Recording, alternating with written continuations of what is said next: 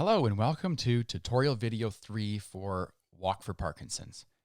In this video, we will be going over how to send donations to your favorite walkers.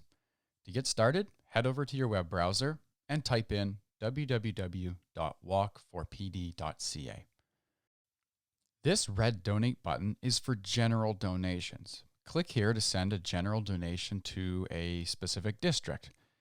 If you want to donate to a specific individual or team, click the region in which the recipients will be walking. At this page, you will see a green donate button.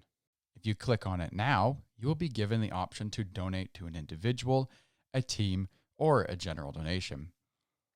I want to help out Mandy, so let's find her. Type in the first and last name of the walker you want to search for, and click Search. Awesome, looks like Mandy has set up her profile. If you want to learn more about why Mandy is walking, click on her name to bring up her profile and her message.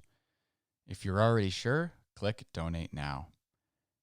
From this point, it's as simple as inputting the donation amount and the personal information to process your payment.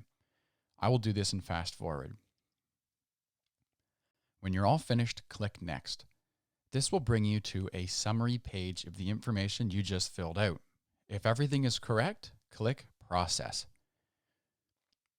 Congratulations, you just donated to your favorite walker. This last page is a simple thank you message for your generosity. The process is identical for submitting team or general donations. However, what if you would like to submit a cash donation? Let's say a family member gave me $20 in cash for my walk. How would I submit that? Go back to your district page and make sure you are logged out. If you do not do this, the computer will autofill the personal information from the payment information and the correct donor will not be recognized. Once you've logged out, click Donate and go through the exact same process. In my case, I'll search for myself